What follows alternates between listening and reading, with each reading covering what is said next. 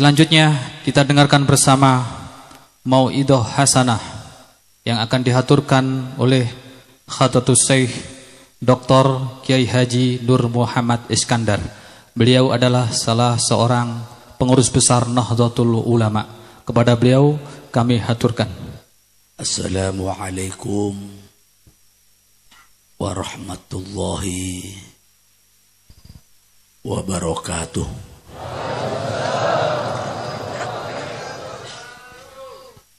Semuanya cinta Rasulillah. Semuanya cinta Rasulillah. Biasanya kalau cinta itu semakin malam semakin asyik, semakin semangat. Tapi mengapa ini semakin malam semakin membleh? Sekali lagi, kalau cinta kepada Rasulullah, amin. Kalau cinta kepada Allah, jawab salamnya yang semangat. Ya Pak ya. Ya Bu ya. Assalamualaikum warahmatullahi ta'ala wabarakatuh.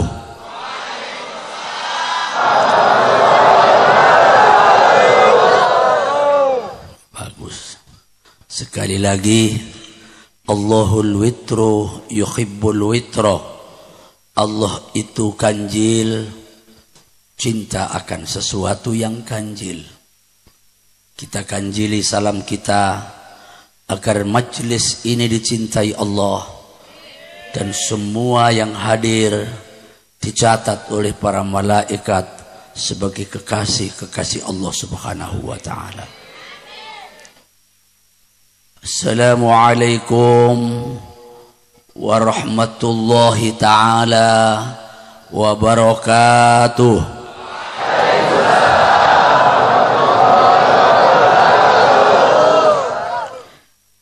Bismillahilhamdulillah.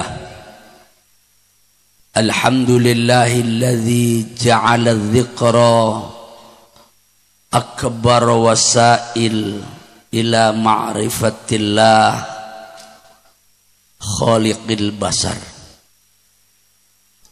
haitsu annahu yaqulu fi kitabihil karim fi suratil ankabut wala dzikrullahi akbar. Allahumma salli wa sallim wa barik ala habibina wa syafi'ina wa maulana Muhammadin nuril anwar wa ala alihi wa sahabatihil akhyar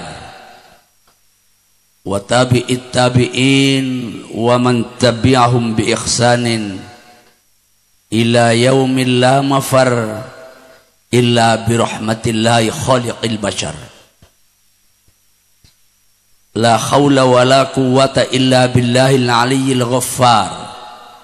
Al-qail a'udzu billahi minasy syaithanir rajim. Thumma kana minal ladzina amanu wa tawasaw bis sabri wa tawasaw bil marhamah ulaika ashabul maimanah. Sadaqallahul aliyyul azim wa balagha rasuluhun nabiyul karim wa nahnu ala dzalika minasy syahidin wasyakirin. Tsumma alhamdulillahi rabbil alamin.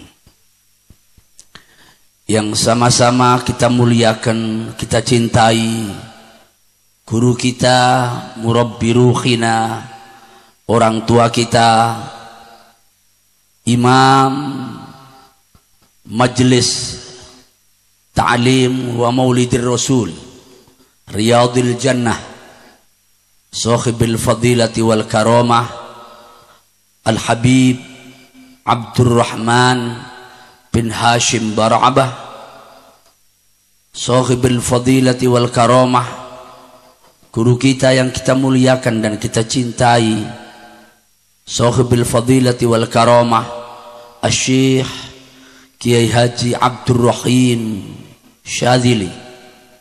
Mudah-mudahan duet pasangan beliau ini selalu mendapatkan ridha dari Allah Subhanahu wa taala.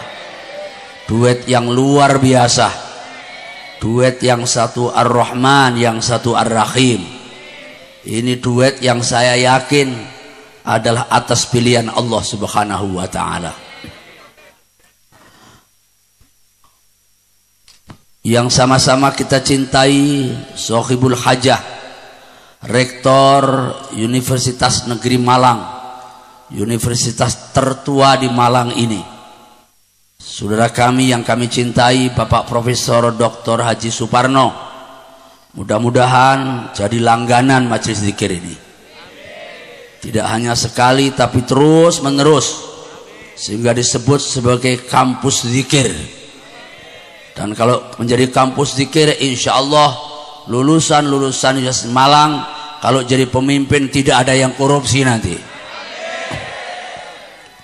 Amin ya Rabbal. Para habaib yang kita hormati, min dzurriyyatin Nabi, sahibil fadilati wal karamah, Al-Habib Fakhir As-Segaf, matta'ana Allah bituli hayati fid dharain, amin. Al-Habib Abdullah Maulad Dawilah, matta'ana Allah bituli hayati fid dharain, amin. Hadratil habaib al-muhtaramin, hadratil ulama yang kami taati, seluruh sivitas akademika Universitas Negeri Malang, hadirin dan hadirat, pecinta Rasulullah yang insya Allah dicintai Allah dan dicintai baginda junjungan kita Nabi besar Muhammad sallallahu alaihi wasallam. Sekian ratus tahun yang lalu, Imam Jalaluddin As-Suyuti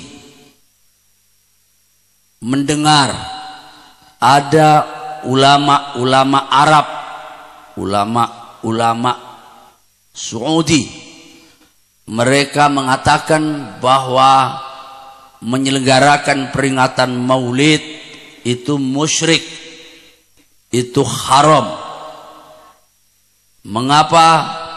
Karena dengan Maulid itu berarti menyekutukan Muhammad dengan Allah. Mendengar itu spontan Imam Jalaluddin As-Suyuti mengadakan penelitian di berbagai negara. Sekian ribu orang yang menyelenggarakan peringatan Maulid yang telah diteliti oleh Jalaluddin As-Suyuti, la ahad minhum, tidak satupun di antara mereka yang niatnya menyekutukan Rasul kepada Allah. Semuanya itu niatnya adalah dalam rangka ingin mengekspresikan rasa cinta kepada baginda junjungan kita Nabi besar Muhammad sallallahu alaihi wasallam. Seperti anak-anak muda yang sedang jatuh cinta menyerahkan sekuntum bunga mawar merah kepada sang kekasih sambil mengatakan I love you darling. Itulah kira-kira. Maka kemudian Imam Jalaluddin As-Suyuti mengarang sebuah kitab yang maudhu'nya Husnul Maqsud fi Haflatil Maulud. Di dalam kitab dijelaskan, setelah beliau teliti sekian ribu orang yang bikin maulud, maka dinyatakan bukan hanya sekedar tidak haram, bukan hanya sekedar tidak musyrik, bukan hanya sekedar tidak bid'ah sayyi'ah, tetapi justru penyelenggara-penyelenggara maulud adalah orang-orang yang nanti masuk surga bersama baginda junjungan kita Nabi besar Muhammad. Berdasarkan sebuah hadis, man ahabbani kana ma'i fil jannah. Jadi kalau kemudian sekarang ini ada anak-anak muda yang teriak maulud haram, maulud bid'ah karena Nabi tidak pernah bikin maulud, saya bilang jangan ngomong, baca kitab dulu goblok. Betul? Kalau alasannya bahwa haram maulid karena Nabi tidak pernah bikin maulud, HP, Nabi juga tidak pernah pakai HP. Kalau konsisten Anda mestinya jangan pakai HP dong. Dulu waktu Rasulullah tidak pernah ada televisi. Hai yang mengharamkan maulid dengan alasan karena itu tidak pernah dilakukan Nabi, tolong Anda jangan sekali-kali nonton televisi. Bid'ah, neraka loh. Bahkan dulu waktu Nabi haji naik onta, tidak naik pesawat terbang. Hai tuan-tuan yang mengatakan bahwa maulid itu haram karena Nabi tidak pernah bikin maulid, tolong kalau haji Anda konsisten jangan naik pesawat terbang, naik kebo saja biar mati sebelum sampai Mekah.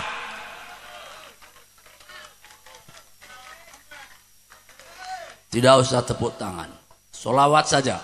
Allahumma sholli ala Muhammad.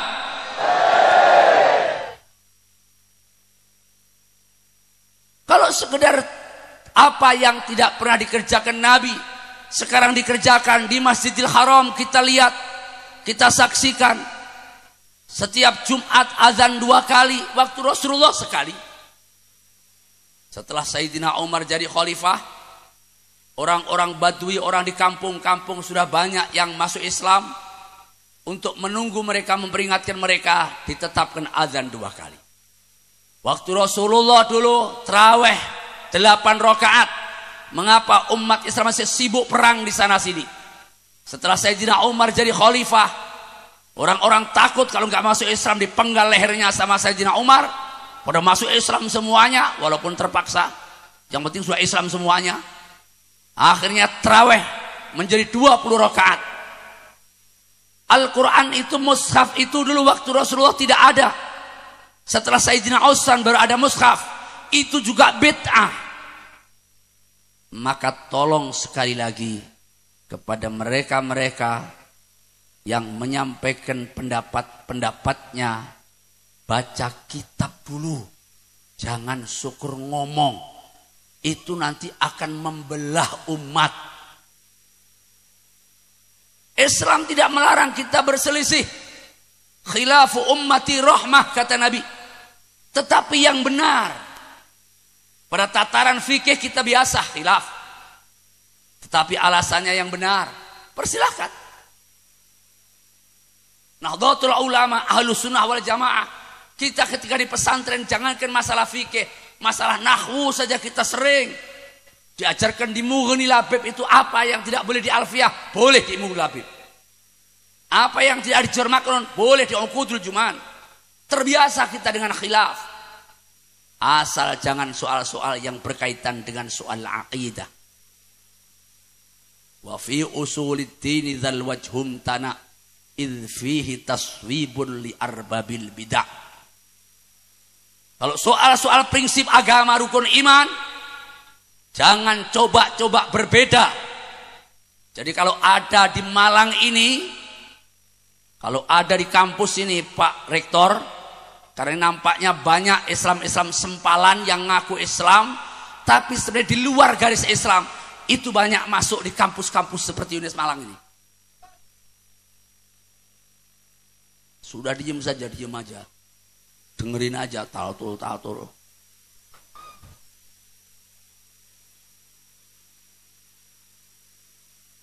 Banyak itu. Saya kenal dengan beberapa pejabat, menangis, dia sedih. Mengapa? Karena anaknya ketika masuk di kampus-kampus yang tidak diajarkan agama dengan baik. Karena terus terang saja, saya sedih melihat Indonesia ini, saudara. Mengapa? Negara yang katanya ketuhanan yang Maha Esa, sampai hari ini pelajaran agama cuma 90 menit dalam seminggu. Setahun cuma 3 hari. Makanya pantas kalau anak-anak muda banyak yang nakal, anak-anak remaja banyak yang rusak. Mengapa? Bukan salah mereka, salahnya pemerintah yang belum memberikan welcome kepada pelajaran agama di sekolah-sekolah umum. Itu yang menjadi persoalan. Allahumma sholli ala Muhammad. Saya sudah bilang sama Menteri Pendidikan, teman-teman saya, sekjennya itu punaan saya, segera ambil sikap. Kalau tidak, mereka yang akan nanggung dosanya nanti ketika anak-anak muda itu rusak. Ini fakta nih, saudara, nggak main-main ini. Faksa ini. Sudah pelajaran agamanya mereka lemah. Sementara di sana sih kita serang habis-habisan. Ngaku Islam. Tapi sebenarnya mereka telah keluar dari garis Islam. Tidak khilaf tapi iftiraq. Kalau soal rokaat sholat, soal tahlil, silakanlah. Asal alasannya benar. Tetapi kalau soal rukun iman, jangan berbeda. Jika di kampus ini ada yang ngaku Islam, tapi rukun imannya berbeda dengan rukun iman yang ada, jelas faqadir tadda, dia telah keluar dari garis Islam. Allahumma sholli ala Muhammad. Misalnya saja, ngaku Islam, kitabnya bukan Al-Quran, tapi kitab Darmo Gandul. Misalnya. Apa ada Pak Kiai? Ada. Wong saya pernah kok menjadi peneliti aliran Islam sempalan itu. Pernah ada, saya punya bukti saya. Ngomong nggak main-main. Ini di universitas, ini bukan di majelis taklim. Ngomong saya nggak main-main, berdasarkan bukti. Ngaku Islam, tapi kitabnya bukan Al-Quran, tadzkirah. Nabinya bukan Nabi Muhammad, tapi Mirza Ghulam Ahmad. Bukan lahir di Mekah, di India. India itu jual martabak, betul. Nazaruddin itu India itu. Di Jawa Tengah malah perbatasan Brebes, Cirebon itu ada Islam baru. Namanya Islam Jasun, Islam Jawa Sunda. Nabinya namanya Tukimin. Wah. Piye le Tukimin dadi nabi le. Lewat kiai Tukimin ora pantes nabi le. Yang akan menyampaikan pidato Hadratil Mukarram Kiai Haji Tukimin. Lah. Lah Nabi Tukimin iki lah. Kalau Nabi Muhammad sholawatnya enak. Ya Habibi ya Muhammad, ya Arusal Khafiqaini, ya Muayyad ya Mumajjad, ya Imam al-Qiblataini. Ya Tukimin terus piye jajal? Masa ya Habibi ya Tukimin. Lah.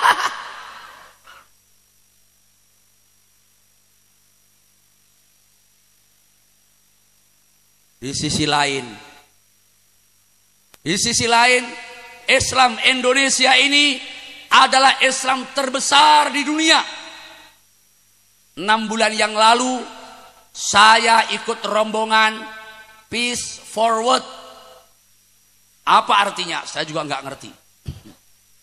Perdamaian untuk dunia.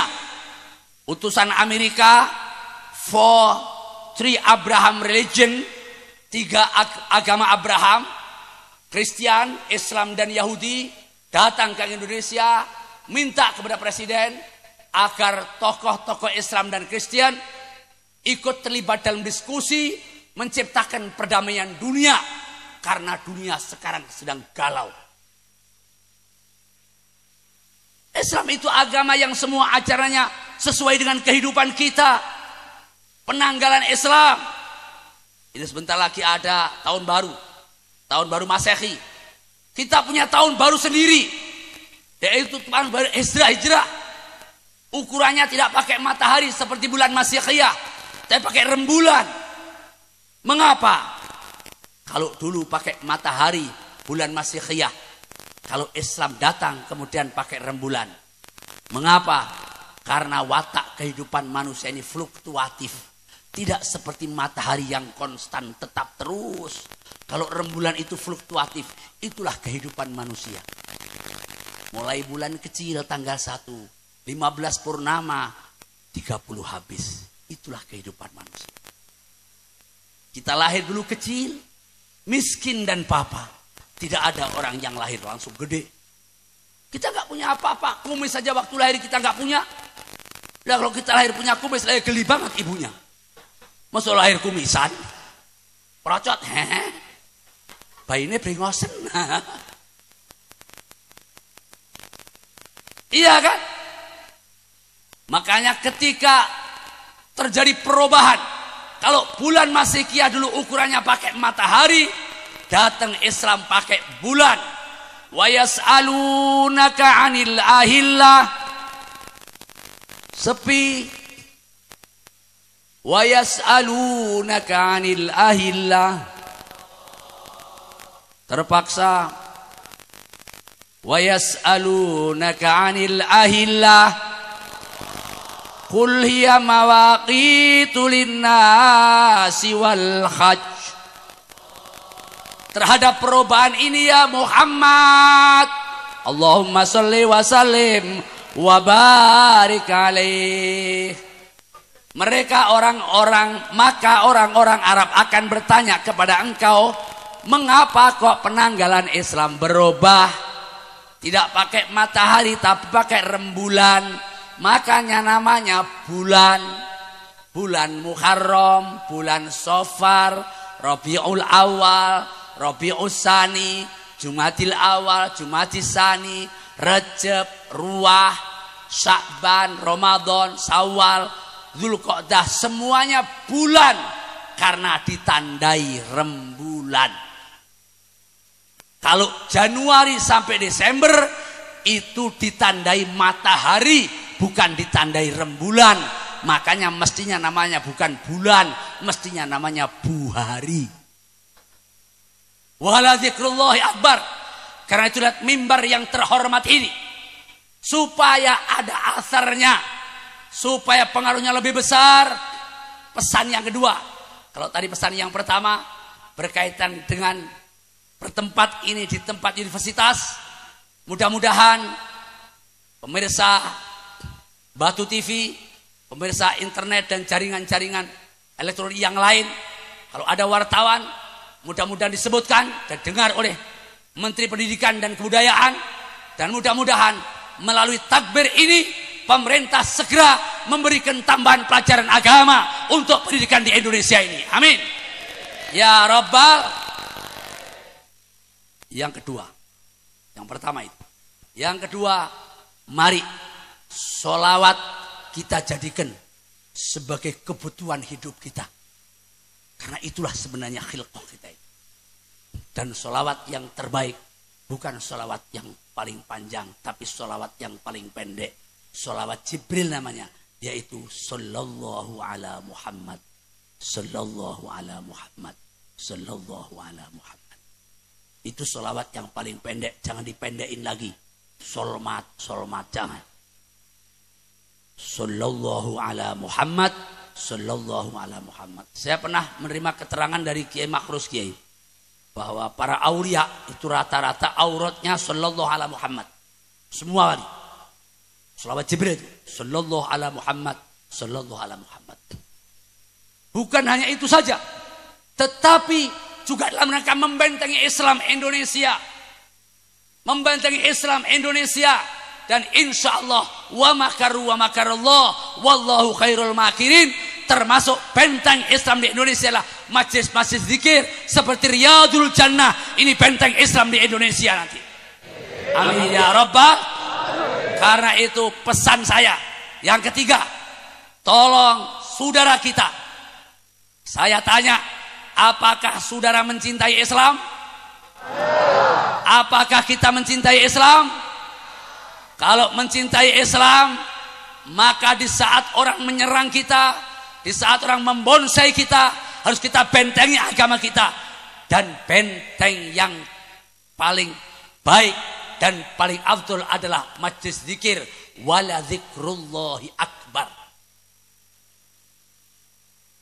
Majlis ini. Bagaimana dulu Wali Songo ketika datang ke Indonesia, Pak?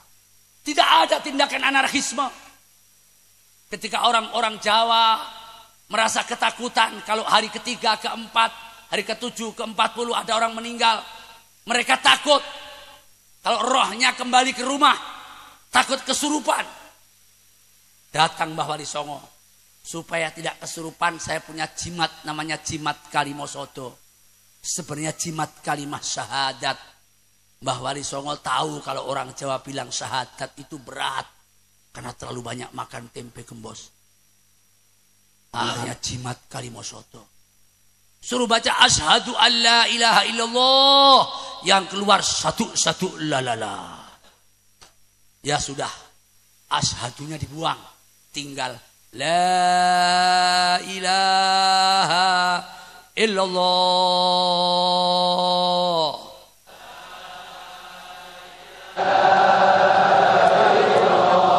Muhammadur Rasulullah.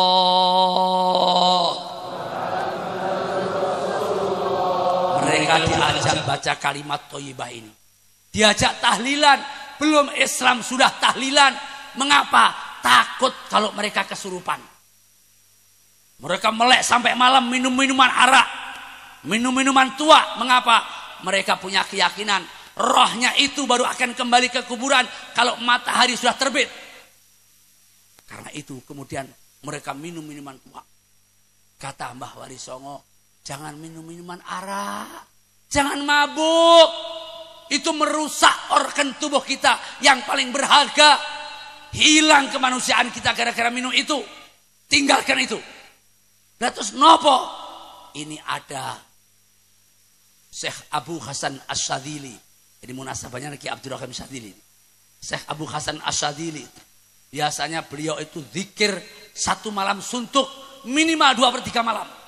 Suatu saat diuji oleh Allah. Baru baca Asmaul Husna belum selesai sudah tertidur. Dipaksa tertidur lagi. Sedih beliau, ya Allah. Apakah engkau sudah tidak mau lagi mendengar suaraku menyebut asmamu? Apa kesalahanku ya Allah? Di tengah-tengah jeritan itu datang guru beliau. Supaya ada jawaban, kau baca sholawat yang keluar dari lidah baginda junjungan kita Nabi besar Muhammad. Sholawat yang bunyinya Allahumma sholli ala sayyidina Muhammadin nabiyil ummi wa ala alihi wa sahbihi wa sallimu tasliman katsira. Kau baca itu banyak-banyak supaya nanti kau tidur mimpi ketemu Nabi sehingga kau akan mendapatkan jalan keluar. Dan orang kalau mimpi ketemu Nabi pasti ketemu Rasulullah. Mengapa? La akad yatasakhasu bi sakhsiyatin Nabi. Sebab Nabi tidak ada orang yang bisa menyerupai Rasul. Jin yang pertama Abul Jan itu baru punya kerentek hatinya pengen menyerupai Nabi, terbakar Pak. Karena itu kalau ada orang mimpi ketemu Nabi, betul-betul panjenengan ketemu baginda junjungan kita Nabi besar Muhammad. Allahumma sholli wa sallim wa barik.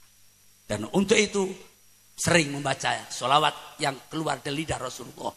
Allahumma sholli ala sayyidina Muhammadin nabil ummi wa ala alihi wa sahbihi wa sallimu tasliman katsira. Dibaca malam ketiga betul beliau mimpi ketemu Rasul. Dirangkul sama Nabi, kau tidak usah sedih. Gara-gara itu kau sekarang ketemu aku. Dan sekarang saya kasih obat. Ini obatnya biji-bijian.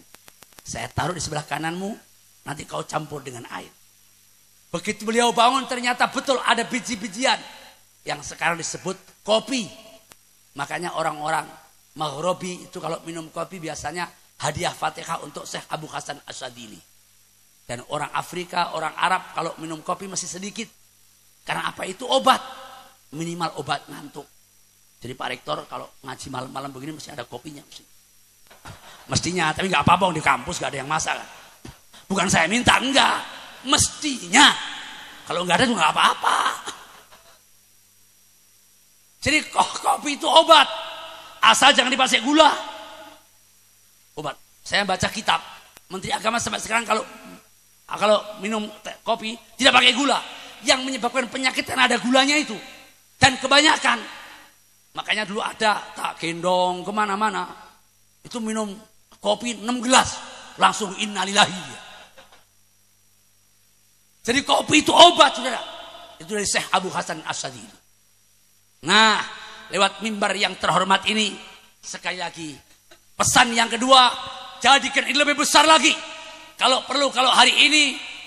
Jadikan Malang bersalawat. Tahun depan Jawa Timur bersalawat. Dan Riyadul Jannah 2-3 tahun yang akan datang. Jadikan Indonesia bersalawat. Amin. Ya Rabbal. Sanggup. Sanggup. Insya Allah. Pokoknya pasangan Habib Abdurrahman dan Kirain pasangan ideal. Dunia akhirat. Amin. Ya Rabbal Alamin. Maka itu mari sekarang selain majelis zikir yang seperti ini, kita biasakan membaca sallallahu ala Muhammad, sallallahu ala Muhammad, dan la ilaha illallah Muhammadur Rasulullah. Menurut Sayyid Abdullah bin Abi Al-Haddad, beliau menyatakan, alam taro kaifa daraballahu masalan kalimah. Terpaksa. Alam taro kaifa daraballahu masalan kalimatan thayyibah. Masalan kalimatan thayyibatan kasyajaratin thayyibah. Asluha sabitu wa far'uha fis sama'. Tu'ti ukulaha kulla khin. La ilaha illallah. Mari. Muhammadur Rasulullah. Itu oleh Allah disusun 24 huruf. Maksudnya apa? Menawi panjenengan baca sehari sekali saja 24 jam, dosa-dosa kita semuanya diampunkan oleh Allah Subhanahu wa ta'ala. Amin ya Rabbal. Maka itu malam ini saya akan titipkan 2 wiridan ini. Sallallahu ala Muhammad dan la ilaha illallah Muhammadur Rasulullah. Sallallahu ala Muhammad baca 1000 kali dalam sehari semalam. Kredit juga nggak apa-apa. Sekarang musimnya kreditan. Dibaca tiap waktu sholat 200 kali untuk membentengi Indonesia. Jadikan Riyadul Jannah sebagai sumber keberkahan bagi bangsa Indonesia. Amin. Ya Rabbal.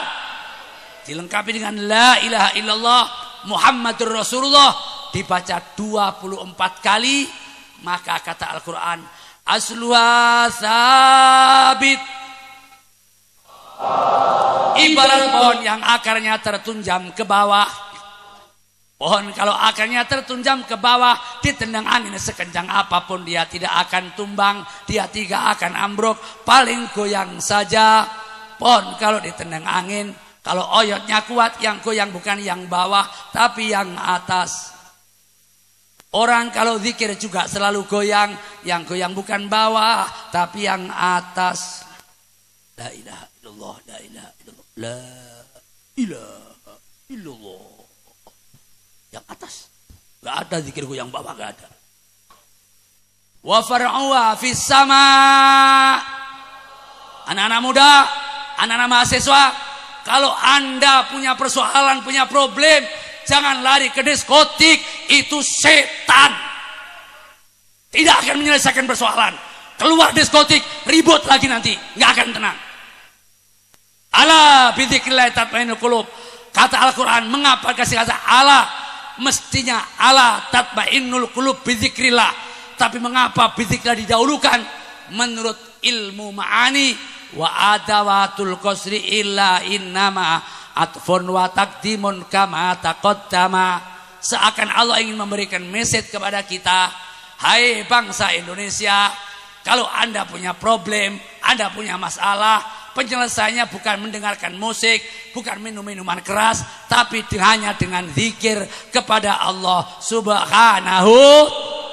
Dan zikir Sayyidul Azkar adalah la ilaha illallah.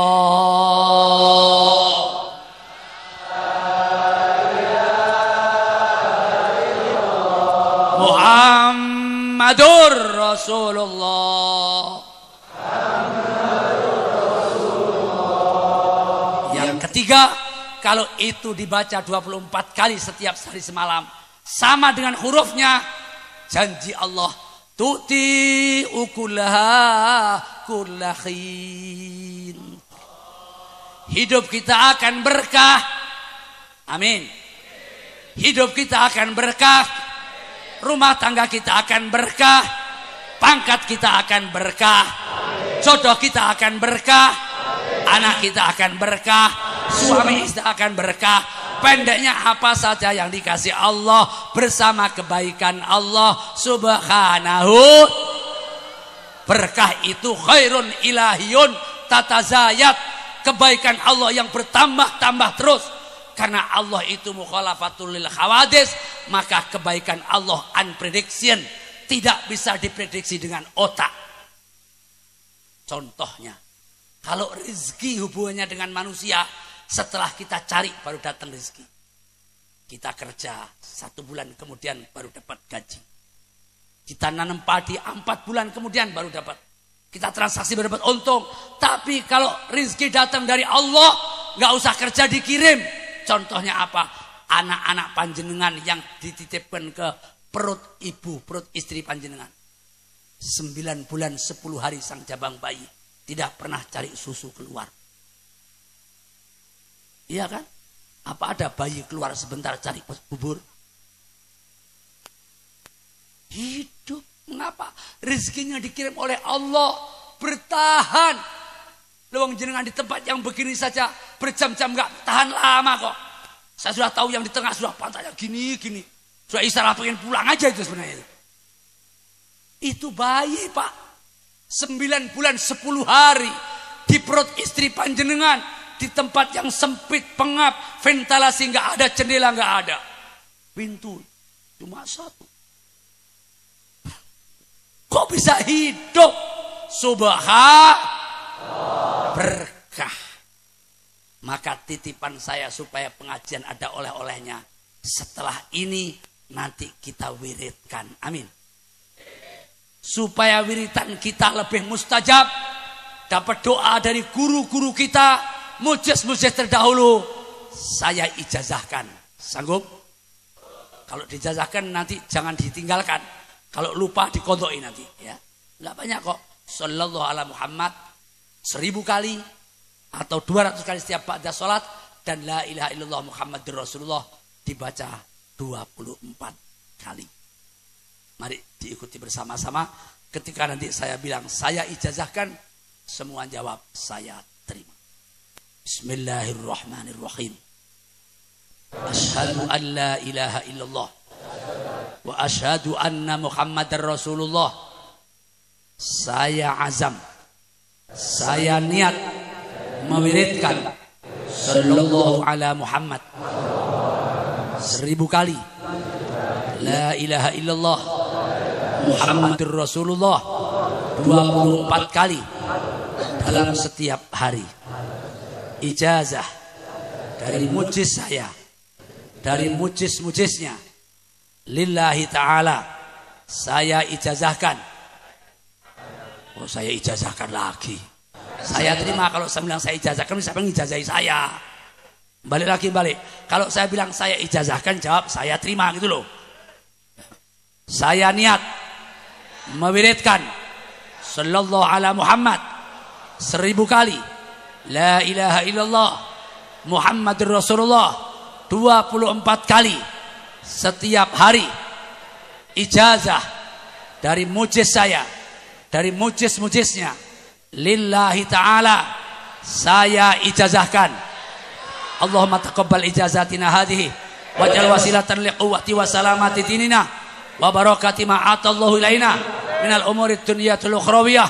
Allahumma ij'al hadzal multaqa ya Allah, hadzal majlis ya Allah, majlis maulid wa ta'lim riyadil jannah tahta ri'asati Habib Abdurrahman Barabah wa Kiai Haji Abdurrahim Sadali.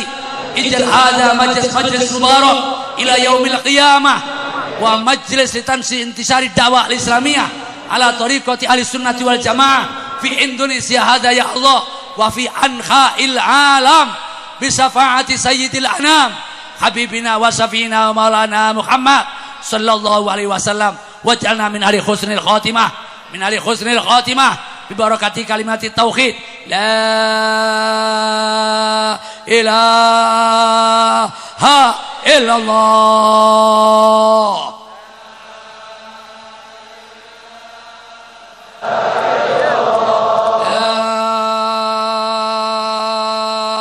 Ilaha illallah.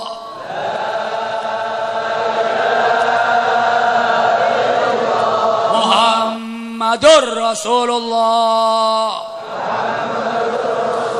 La ilaha illallah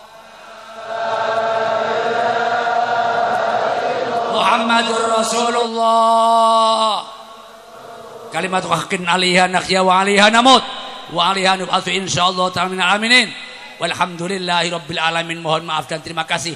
Selamat berpisah, sampai jumpa pada episode berikutnya. Wallahul muwaffiq ila aqwamit thoriq. Wassalamualaikum warahmatullahi wabarakatuh.